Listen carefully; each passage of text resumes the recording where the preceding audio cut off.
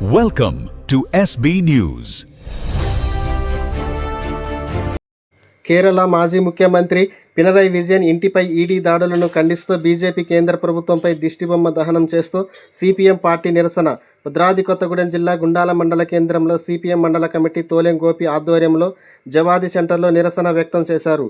ఈ సందర్భంగా సిపిఎం జిల్లా కార్యదర్శి రేపాకుల శ్రీనివాస్ మాట్లాడుతూ కేంద్ర ప్రభుత్వం కుట్రపూరితంగా ప్రతిపక్షాలపై ఈడీ వంటి ప్రభుత్వ సంస్థలను దుర్వినియోగం చేస్తూ దాడులను చేయడం హేయమైన చర్య అన్నారు.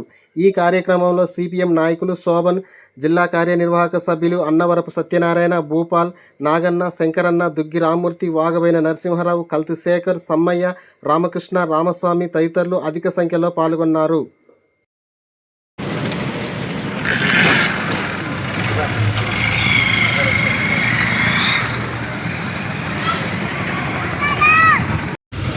కేరళ రాష్ట్ర మాజీ ముఖ్యమంత్రి కామ్రేడ్ పినరయి విజయన్ గారి ఇంటి మీద కేంద్ర ప్రభుత్వం కుట్రపూరితంగా ఈడీని ఉపయోగించుకొని ఆయన ఇంట్లపై సోదాలు నిర్వహించడాన్ని సిపిఎం పార్టీ గుండాల మండల కమిటీ వైపు నుంచి తీవ్రంగా ఖండిస్తూ ఉన్నాం.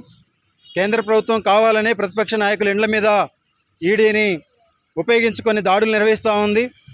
కేంద్ర ప్రభుత్వం ఈడీ దాడులతోటి ప్రతిపక్షాలని కట్టడి చేయొచ్చని చెప్పేసి అనుకుంటున్నటువంటి అన్ని భ్రమలుగా మిగిలిపోతాయని చెప్పేసి తెలియజేస్తూ ఉన్నాం.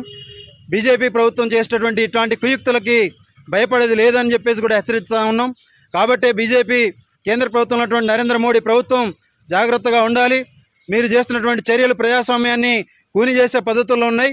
ఇది ప్రజాస్వామ్య దేశం. అన్ని రాజకీయ పార్టీలు, అందరూ ప్రతిపక్ష నాయకులు గౌరవంగా ప్రజాస్వామ్యయుతంగా ఉండాల్సినటువంటి నేపథ్యంలో ఇవాళ ఏకపక్షంగా ప్రతిపక్షాల మీద దాడులు నిర్వహించాలి, లెఫ్ట్ పార్టీల మీద నియంతృత్వంగా వ్యవహరించాలనేటటువంటి కేంద్ర ప్రభుత్వ విధానాలను తీవ్రంగా ఖండిస్తూ ఉన్నాం.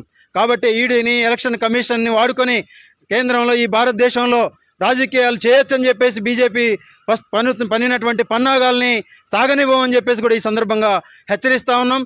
కాబట్టి ప్రజాస్వామికవాదులు, ప్రజలందరూ కూడా పినరయి విజయన్ ఇంటిపై జరిగినటువంటి ఈడీ దాడుల్ని ఖండించాలని చెప్పేసి సిపిఎం పార్టీగా కోరుతా ఉన్నాం.